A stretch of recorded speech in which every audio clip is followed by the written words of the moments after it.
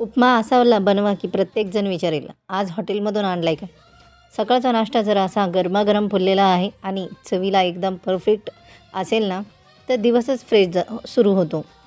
आज मी तुम्हाला दाखवणार आहे हॉटेल स्टाईल परफेक्ट उपमा, जे एकदाच केला की रोज करावासा वाटेल. नमस्कार मंडळी, मी आहे सुनंदा. आज आपण बनवणार आहोत गरमागरम, हलका, पोटभर आणि झटपट होणारा उपमा, तोही अगदी घरच्या साध्या साहित्याने.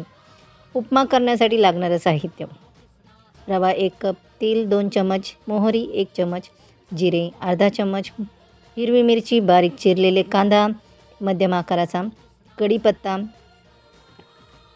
भाजलेले शेंगदाणे, पाणी 2-2.5 कप, मीठ चवीनुसार, साखर चिमूटभर.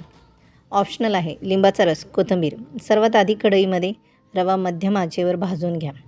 कोरडा भाजून घ्या. रवा हलका गुलाबी झाला आणि सुगंध आला की गॅस बंद करा. यामुळे उपमा चिकट होत नाही. आता कढईत तेल घ्या. तेल गरम झालं की मोहरी, जिरे, कढीपत्ता घाला. आता कांदा टाकून हलका गुलाबी होईपर्यंत परतून घ्या. हिरवी मिरची आणि शेंगदाणे घाला. आता यात पाणी, मीठ आणि चिमूटभर साखर घाला. पाणी उकळायला लागलं की गॅस मध्यम करा आणि रवा हळूहळू घालत सतत ढवळत राहा. हा स्टेप नीट केला तर उपमा एकदम फुललेला होतो.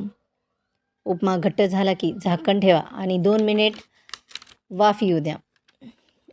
गॅस बंद करून लिंबाचा रस आणि कोथिंबीर घाला.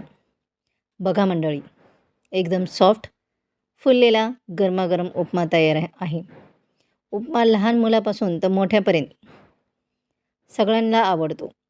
नाश्ता, डबा किंवा हलका डिनर परफेक्ट.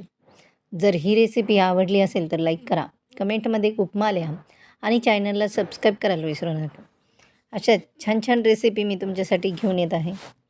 तर लवकरात लवकर सबस्क्राईब करून कमेंटमध्ये लिहा.